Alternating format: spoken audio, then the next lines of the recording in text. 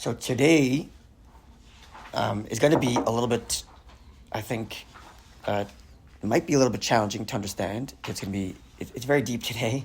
We're really going to get to trying to understand how definition retains its godliness, for lack of a better term. But bear with me, because what's going to happen is as follows.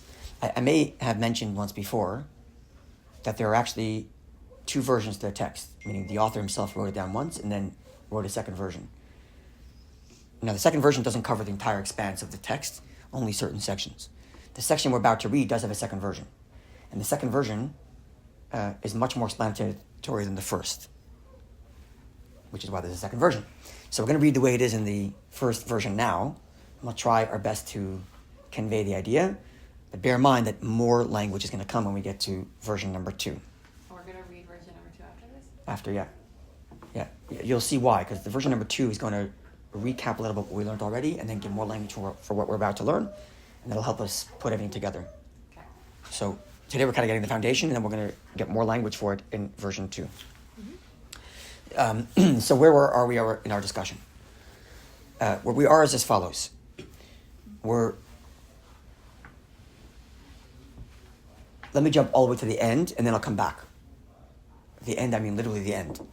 The end is that the way Chassidus wants us to understand the oneness of Hashem, the oneness of God, is that this oneness of God is to be found and exists within the multiplicity of creation.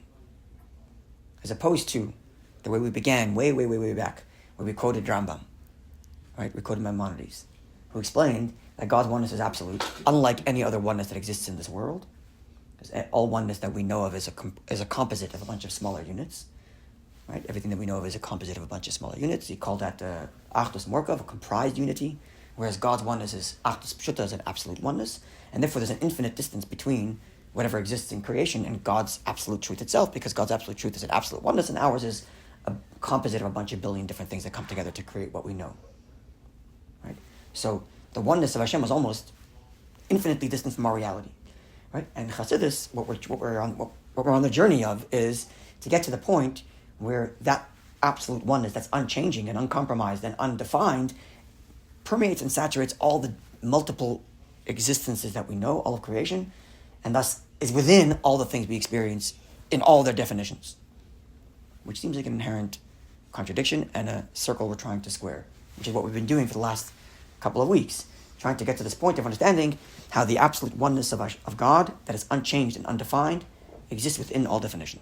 So where are we right now, at this juncture in this conversation, and why the next step is going to be so mind-bending to understand?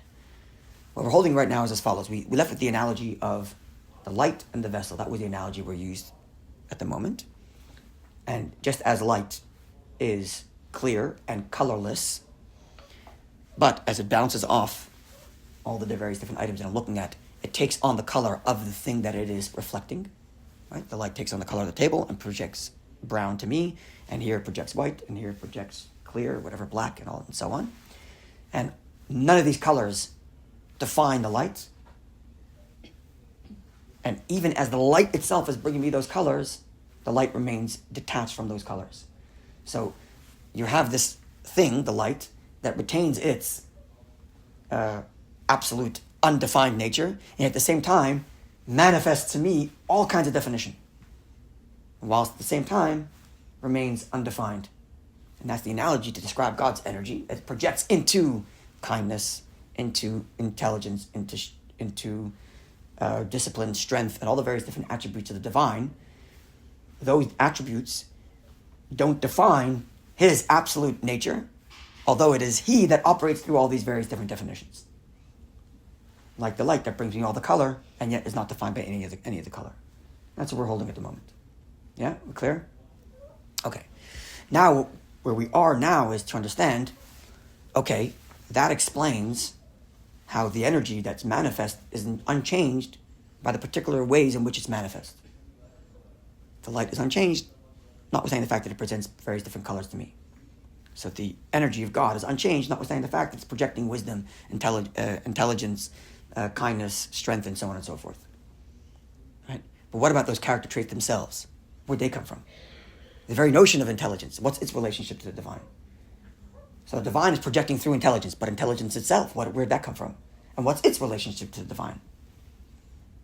Now, getting back to where I said before, that the end point is that we want to demonstrate how God's oneness is within definition. So we're going to have to somehow figure out that godliness is not just reflecting through intelligence, but godliness is in intelligence. And godliness is not just reflecting through kindness, but it's in kindness.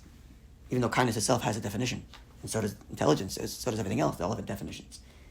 And yet at the same time, we want that the infinite truth of God is within that and uncompromisedly non-defined while it's expressing and within and creating these definitions. This is where we are right now, and that's what we have to work our brain to figure out. Okay, we clear on where we're going? So I'm warning in advance, this is going to be a little bit mind-bending, even more than it has been until now. But again, when we get to version 2, we'll get much more language to understand this. Okay, clear? Okay, so let's read the text in the Hebrew, but you can follow along in English. On the right-hand side, it's the 4th line.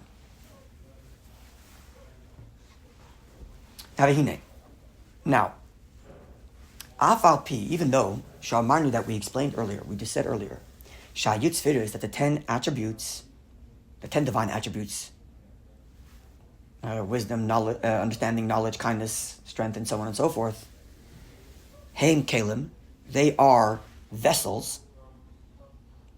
They are vessels through which the divine projects, but don't define the divine. And as explained above, God's essence, transcends the whole notion of intelligence or intellect. And as we explained last week, that we can only grasp things using the tools we have. So we have intelligence, and that's the means by which we grasp ideas. We have a hand, that's the means by which we grasp physical items. We have a heart, that's the means by which we grasp emotions. Right? So the tools that exist is the ways by which we grasp. But because the divine is beyond the notion of intelligence, intelligence itself being a creation, the divine is beyond the notion of kindness, kindness being just another creation, therefore using intelligence to try to grasp the essence of that which is transcends is an exercise in futility. You can't do that. You're applying the wrong standard. The same way, as we explained last week, I can't use my hand to pick up an idea, because hands are not the tools by which you pick up ideas. Mind is how you pick up ideas. So you can't use a mind to pick up that which is beyond definition, because mind, intelligence, uses definitions. Okay? Right, this is what we explained last week. Now, here the question is, Afal Pikin, nonetheless, Ein HaKelim Nefradim. Nonetheless, these vessels, intelligence, kindness, and so on and so forth, all these attributes, these vessels through which the divine projects, Ein HaKelim Nefradim. They are not distinct and separate from him. Now, there's the big problem we have to solve. The fact that the energy is not separate from him, great. He's projecting energy, and he's projecting through these vessels, and then the energy is unchanged, notwithstanding the fact that it's going through vessels. But what about the vessels themselves? So he declares these vessels themselves are not separate from him. And not even, not even like, he's borrowing the words of a verse, like the axe in the hand of the woodchopper.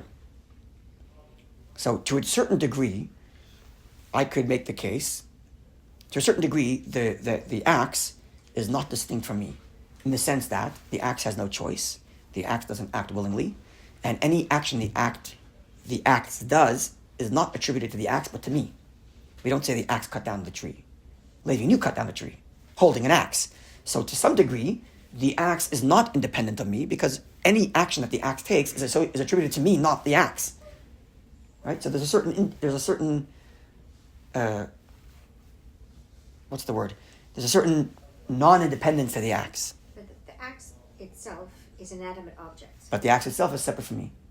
Right. Right? And anytime it wants to move, it needs energy. Correct. Yeah. So because it's inanimate, because it has no choice, it's a tool. Therefore, as soon as I pick it up, its existence is nothing apart from my will to yield it. Mm-hmm. And the way in which I wield it, the way in which I wield it, that's the way in which it's going to behave. So any activity the axe achieves is not attributed to the axe, it's attributed to me, who's wielding the axe, right? Or like a car, any tool, right? So there is a certain level to which we say the tools are not independent of the one who's using the tools. But at the end of the day, they exist on their own. And I have to pick it up to use it. And that cannot be said of these divine attributes. We could not say the divine attributes, that they exist. Intelligence exists and wisdom exists and kindness exists. And God picks them up like an axe to start projecting kindness into creation. That would mean that the kindness itself exists independently and then God using it. We cannot say that. That's what we've been saying till now, which is why we were left with where did these vessels come from. Because till now we were focusing on the energy to explain how the energy is unchanged, notwithstanding the fact that he uses these tools. Okay, we got that. The light's unchanged even though it's bouncing off the various different colors, and the person's not unchanged even though he's picking up a bunch of different tools. Great. But where do the tools come from? Right? Where do the tools themselves come from? And we cannot say that they are independent. That would be an aberration to God's absolute oneness. That would mean there's God's one, but there's two, because there's also intelligence. And now there's three, because there's also kindness. That can't be the case. So where did these tools come from that God is wielding with his unchanging light? Right? We cannot give them any independence. So how do we explain that? All the emotional attributes. Hmm? All the 10 spheres are all inside of us. They don't exist outside of us. You're saying in the divine or in our personal experience? Both. I'm saying. Okay, so we're going to get to, when we get to version 2, we're going to get to the similarities and the differences between the way we experience our attributes and the way God expresses his. We're going to get to the differences in part 2, in version 2, I'm sorry. Image, but we are not. Right, so that's what I'm saying. In version 2, we're going to get to the differences between the way we experience our attributes versus the way God would express them. Mm-hmm. But at the moment, we have to lay down the foundation that we cannot allow them to be independent. They cannot simply be independent tools that the unchanging God uses to manifest. Because that helps us, because now we understand how God is acting kind while yet not but defined by kind. Okay, we got that. But what about kindness itself? Where did that come from? We haven't solved that problem yet. Following what we're doing? So in the light, we solved the problem, but not in the vessel, which is what we have to do now. Okay, we're clear? It explains. Ella, rather, so again, in version 1, we're kind of laying down the fact, and then in version 2, we'll get more language to explain it. Although some language we'll get today. Elahim gamkein p'chinas Elokus. Rather, they too are godly. And they too are drawn from the very essence of godliness. Ella, with the one exception. And here's the difference between the light versus the vessel. If the light's an expression of godliness, and it's unchanged even though it's using all these various different tools, and the vessel themselves are also an expression of godliness, then what's the difference between the light and the vessel? He just told us that the vessel themselves are drawn from godliness. And why is it different than the light? The light has no definition, it expresses godliness, and it has no definition, it's unchanged. And therefore, even as it manifests all these various different attributes, it's unchanged because it's light like godliness. And now we're telling that the definitions themselves are godly? How'd that happen? Repeat, the definitions themselves are godly. We're telling you now that the vessels, the definitions, the vessels, kindness, goodness, are not independent, they themselves are godly. Right? Now, fine, we'll accept that. The light is certainly godly. That was the point.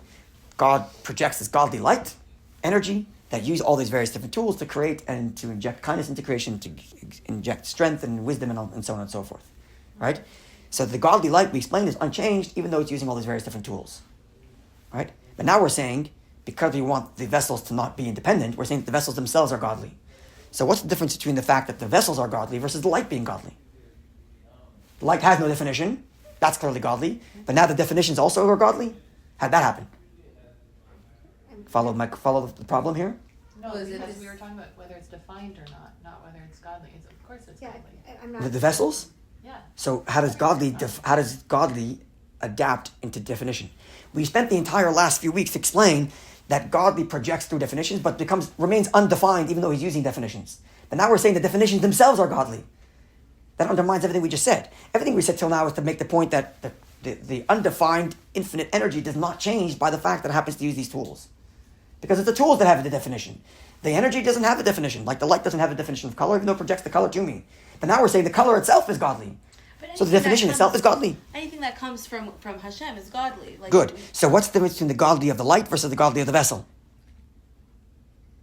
That's what we need to get to now. So I guess I'm going back to my same question because maybe I didn't make myself clear. I thought I understood that we use the analogy of the lights, the table, and our eye in terms of a physical, inanimate, to be able to describe the projection, so to speak, the way how God went from beyond everything to having some Correct. sort of definition, but Yeah. always being within. Yeah. But the table itself is not really.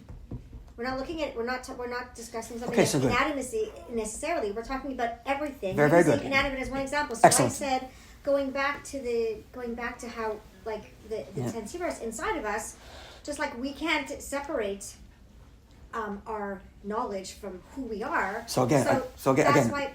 the distinction between the way we experience it versus the way God is, we'll get into That's- version 2, but we have to get something before that. We have to get something more fundamental before we get to that, which is, okay, so we use the analogy of the table. The table is what gives the light definition, right? And all the various different objects that the light's bouncing off. That's what gives the light definition. And yet the light remains non-defined. Fantastic. That's an analogy to explain how the light remains unchanged, or the energy remains unchanged. But it doesn't explain how the tools that the energy used got there. Our analogy does not explain how the table got here. Once the table is here and the light projects off it, now I understand how the light remains unchanged, notwithstanding its projection. But how did the table get here? In the analogy, in the analog. So in the analog, you have definitions. Those are the tables and the chairs and everything else. The definitions of kindness, of intelligence, of wisdom, of strength, all the rest of that. And those are tools that exist that God projects his light through into creation, and therefore his light is unchanged, notwithstanding the fact that it's going through these very different attributes. Fantastic. How did the definitions get there? Would it be something Right. along the lines of if God is, or light is giving, Yep. and everything else is either receiving or reflecting? Very good. If by this table turning into something that either absorbs or reflects, that's what gives it the So, definition. very good. So now, let's ask the question, how did the recipients come into being? God shows So the That's God's, what we need to God's, express. okay, well, that's very good. We have to explain that, right? So God, the expressed energy that's being given is an extension of him that's undefined. That's easier to understand because it's an undefined giving. But then the recipients that change the way in which that giving is expressed, where those recipients come from. And how do they not ruin, so to speak, God's absolute undefined oneness in their existence? Not in the fact that light reflects through them. So the light's unchanged, great. But the recipients of that light, where did they come from? So now we're declaring that the recipients of light themselves are godly. Great, so the light's godly, the recipients are godly. So what's the difference between the recipient and the light? They're both godly. That's what we have to explain now. Because if you, like when you say what's the difference, then you're defining Now them, you- and once you're defining them, then you're no longer oneness. Some more of the square and the circle. Right. So once we give the explanation for the difference between this godly and that godly, oh my gosh, now you have definition, right? This is exactly the square we have the circle. So let's get to that. Ella, the difference is, Shehu ayidei tzimtzumim rabim batzumim. The difference is that in light, God's manifest and expressed uncontained, whereas the definitions are God himself, but as they are contained by his choice, his choosing to contain himself. So the difference between recipient and light is that the recipient expressed God without a chosen concealment. Recipient expresses God concealed by a certain definition. That's the difference. I don't understand. Say it again, if you don't mind. So one is, the light itself is just an expression of God that's not defined, right? It just is what it is. It's just an expression of God's energy. The definitions themselves, the vessels that are being used to create wisdom, that are being used to project wisdom into creation and kindness and so on, those definitions are also godly. Apart from one different distinction between that and the light itself. And that the light is expressive without hindrance, and here it's expressed with a hindrance. Chosen by God. Hindrance, what does that mean? That is defined by wisdom. And it's defined by kindness. That's a hindrance, right? It's a definition. It's an enclosement. You belong here. Yeah. You belong in kindness. You cannot be something else. Right? So that you're this and not something else is itself godly. And that God decided he's going to be contained in that. So it's the light in the vessel are him interacting with himself. Here he's interacting in a way where he's expressed, and here he's interacting in a way where he's stopped and says, okay, you only go to kindness. Or you only go to wisdom. Or you only go to this. Whatever the definitions are. But they're both him, but one acting in a constraint manner and one acting in an expressive manner.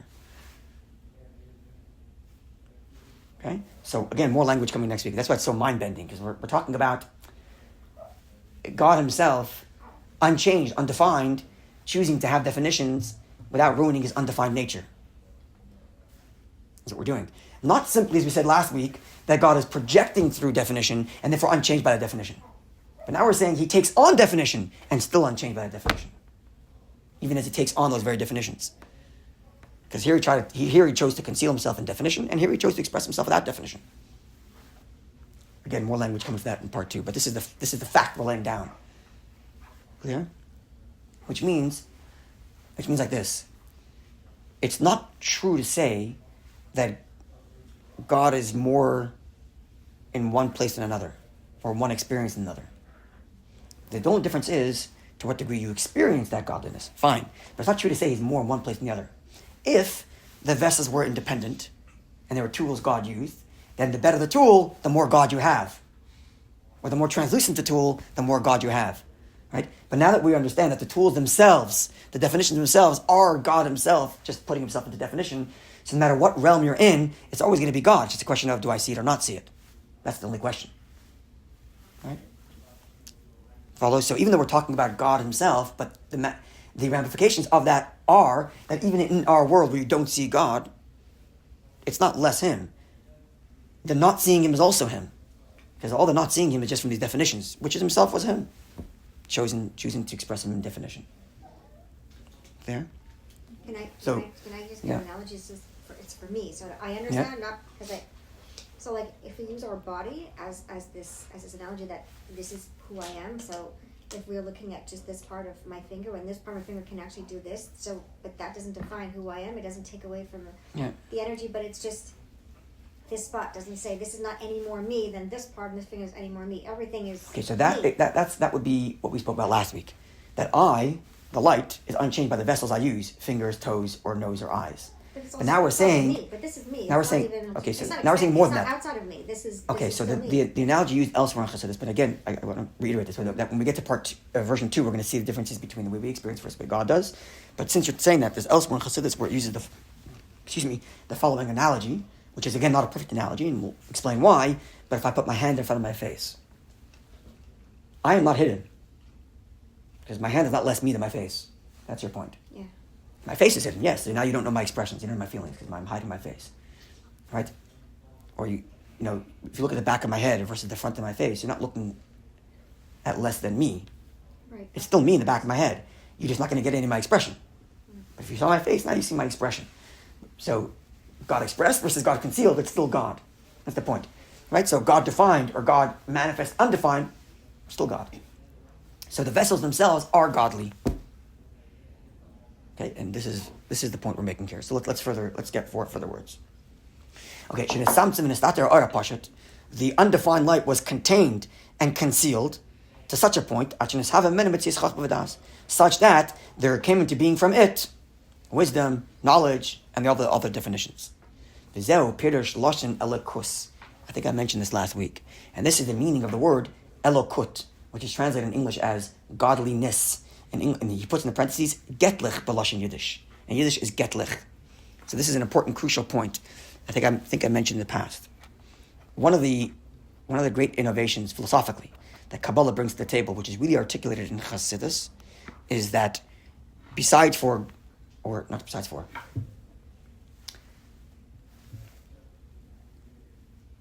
understanding God as God, it's also important to understand God as godly. Godly. There's a difference between God and godly. Wisdom is not God. But God's wisdom is godly. Because he chose to put himself in it. But that's not him. He is not God. Wisdom is not God. But God's wisdom is godly. It's a very important distinction. I'm making a detour. Do you experience it as godly? It is godly. It is godly because it's his wisdom. But it's still not him. And if it's not God, it's godly. I'm going to go on a little bit of a detour and come back to it to make the point. Because really the two are linked. So it's a bit of a detour, but I think it's important.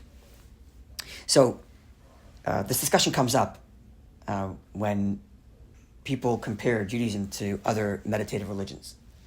And specifically when it comes to like Buddhism, for example. And whenever you read these books, whatever, the following argument gets presented. You, Mr. Jew, want to tell me that Buddhism is idol worship because we worship Buddha. Great. But none of the objects that I meditate on are holy or valuable or godly in any way. I can just break it. I don't care. It's an idea that it represents. But you would never throw a Torah on the floor. So you give more divination to your objects than I do to my objects. And you're calling me idol worship? That's the argument that's often made. Right? And here's the point. The Torah is not God. Sorry? It's a solid point, right? But here's the main point. And this is why you'll see the depth of what we're saying here. The Torah is not God. It's godly. Right? Whereas for the Buddhist, the Buddha, it's an idea, but that idea is God. That's idol worship. Idol worship doesn't necessarily mean that a physical object is you're treating as a god. Idol worship is anything that isn't God himself being treated as God. That's it. So as long as it's a created notion, even if it's an idea, it's also an idol. It so happens to be not physical, so what? But anything that is, whose existence is nothing but the service of God, is godly, even if it's not God. Because coming to this point, because it's not as if God exists here, the definitions exist here, and God projects the definitions. No, the definitions themselves are godly. The question is, is it revealed or concealed? So great. A Torah reveals God, it's godly. Because God was there the whole time anyway. It's just a question of does it express it or not. And if it doesn't express it, it's not godly. Doesn't make God less in there. How is everything not ungodly? How is this table not godly? Revealed or concealed. It's just, That's the difference. Precisely. So in Judaism, it's not a question of God versus not God. There is no not God. It's a question of godly versus not godly. Or another way of saying it is revealed or not revealed. There's no God and the devil. There's just God. And the question is it revealing God or concealing God? That's the question. But concealing God is not less God than that which is revealed of God. Which starts from this point, that the definitions are not less God than the energy that's projecting through them. The energy projecting through it is revealing God, and the definitions are concealing God. But the concealment is not less God than the projection. So it's a question of godly, not a question of God versus not God. There is no not God. It's not an option. The only option is it godly or not? Is it revealed or not? Yeah. So places that, like, let's say a Torah, for example, so it makes it, there's more revealed, so it's correct. Is that why it's more? That's why it's godly. More, but it's just, so there is levels of revealed that make it correct. Does it make it more?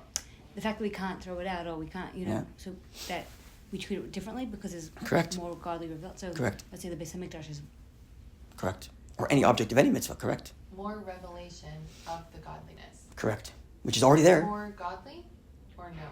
More manifest godly, if you want to put it more accurately. Yeah. Like that's what the word Shekhinah means. Sorry? Godliness is an amount? In the way it's experienced, certainly. Not in itself. That's the point, right? It itself remains it, without unchanged. More No matter where. More concealment is an amount, yes. Both in quality and quantity. And that's explained at great length in Chassidus, the quality and quantity of revelation versus concealment. But all predicated on the fact that the concealment is no less him than the revelation. Starting from this point, that the definitions are not less him than the projection into those definitions. That's what it all starts from. But who does it have to be revealed to? Sorry? Godliness. Does it make it the revelation? Very good question. To people, because like something can be godly, but let's say no one knows or sees it. Very good question. That's a great question. So, it's a question of, at the end, only intelligent beings can have the words to be able to discern these things, right? And it takes a certain level of awareness. But even if nobody's aware of anything, everything says something. Everything says something by its very existence without speaking. I've used this analogy before. If a human being was born on a desert island and saw this cup on the floor, no one ever told it how to use it. It would take the human being a couple of tries and they'll figure out that you can pick up water in it and drink. Because the cup talks to you. It tells you that it's a container that can hold things, doesn't let things spill out. So maybe the person will try to dig, use it as a shovel, and then maybe try to put it on as a hat. A couple of tries, it's not going to take very long, and they'll figure out that you can drink from it. Right? Because the thing itself communicates about itself, even if no one happens to be listening to it. There's Sorry? properties that work well for its intended use, right? And So again, there what?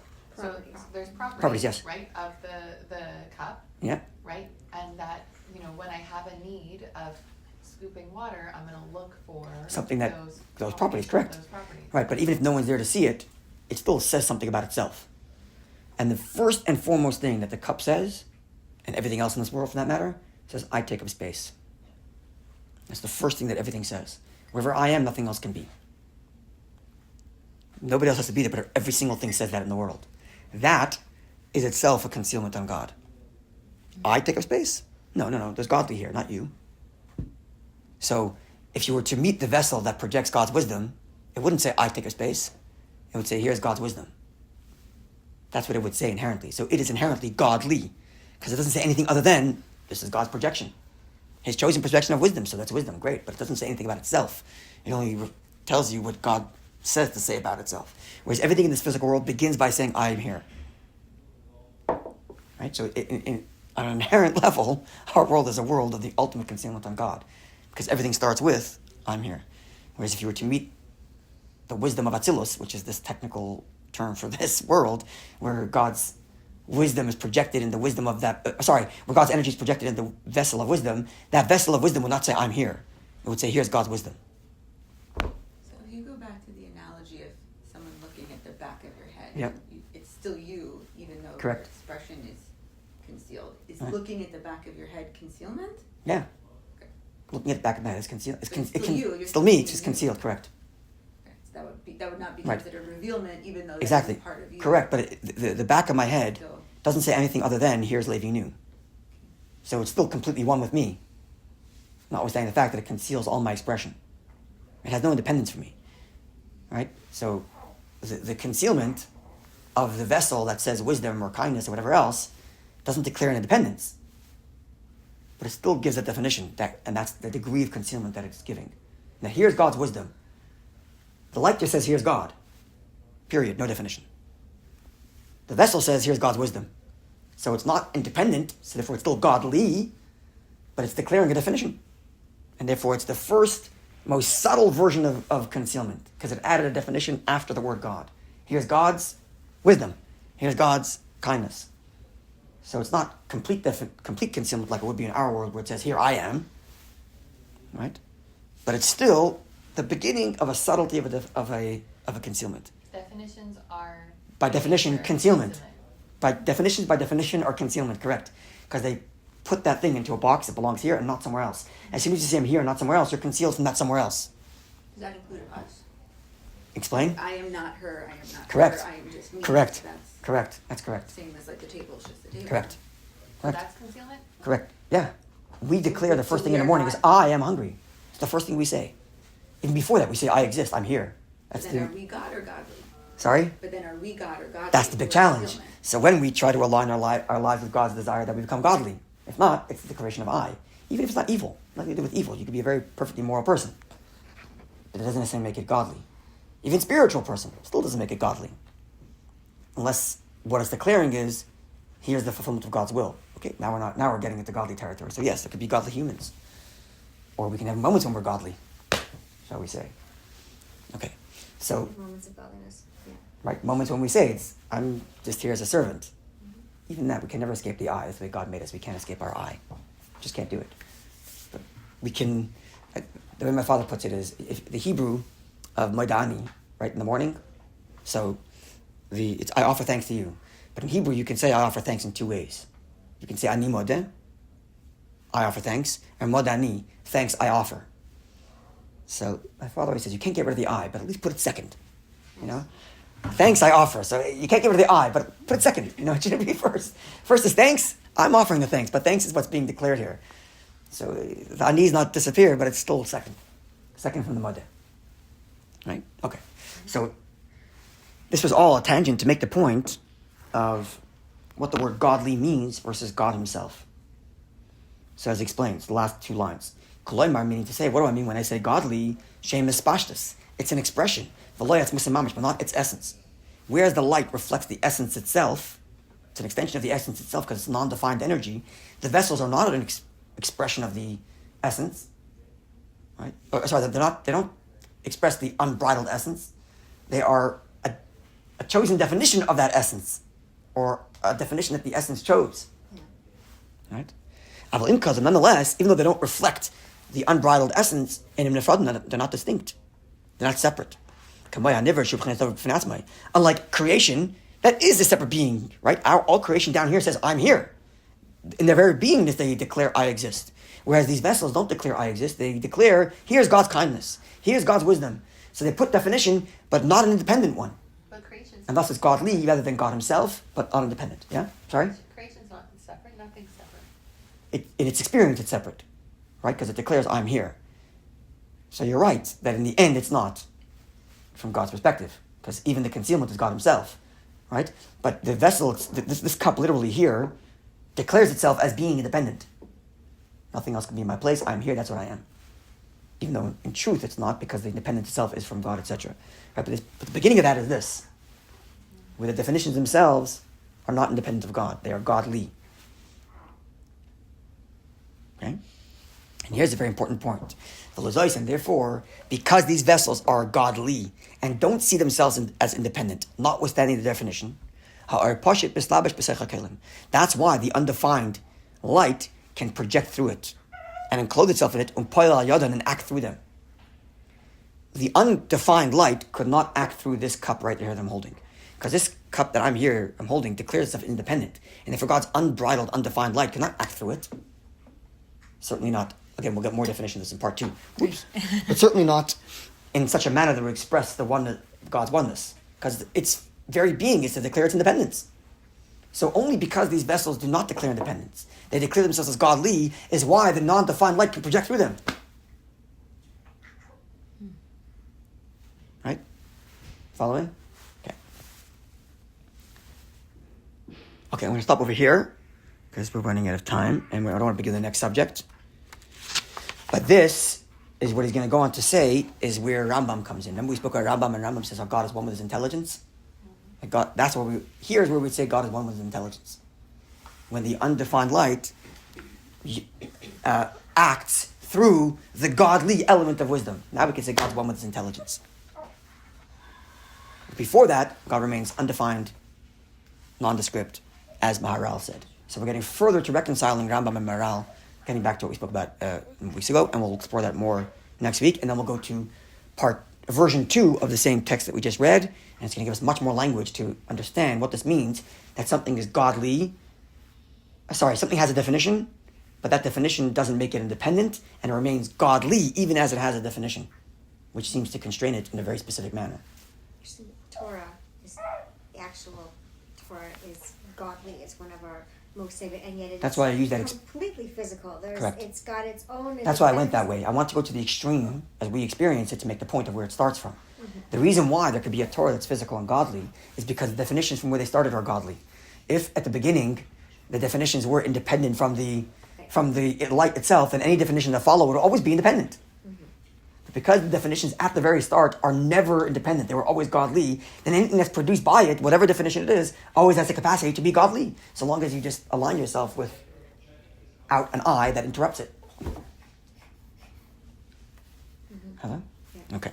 So God willing, next week, some more on this. It's a little bit mind-bending, but I think we got through it. Just the fact that you're saying energy is already a definition. So I know we have. Right, you can't.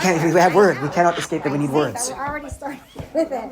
Yeah. We cannot escape that we need words. Did you Okay. say that Hashem is equally everywhere? He's Correct. not in one place more than in another place. Correct. So he's equally in a synagogue during the most Kol Nidre than he would be in a bar. Correct. The difference being just what? Revealed versus concealed. Correct. That's right. It's the essence of Hashem Echad. So he's really just different. Correct. It's just a question of revealed or not revealed. Right? It gets back to something we spoke about once before. That when we learn and understand this, we start to understand that the world is not a contradiction to godly. It cannot be. The moment you say that the world is a contradiction to doing what God wants, now you're declaring that there's something that has some power that came from somewhere that isn't God. It's like saying the wisdom is independent of God. That's not true. It can't be. Right? So it's like what you mentioned a long time ago. He is everything and he is in everything. Correct. So, and thus, the question only becomes, how do I reveal godliness in the world? Well, not a question of whether the world is a contradiction or not. Right? So if the world presents a contradiction to godliness, it's either because I don't understand godliness or because I don't understand the world. It cannot be a contradiction. Right? So it's just a question of how do I reveal it? Okay, so then work it out, figure it out. We'll do that. But the starting point is that there cannot be the song Afilu Bahastara, even in that's what this comes from. It's a Hasidic song made by a Hasidic Rebbe. The words comes from this idea that even in the place where it's completely not revealed, it's still Him. It's not any less. Right? Okay. Have a wonderful day, everybody, and a good week. We'll continue God willing.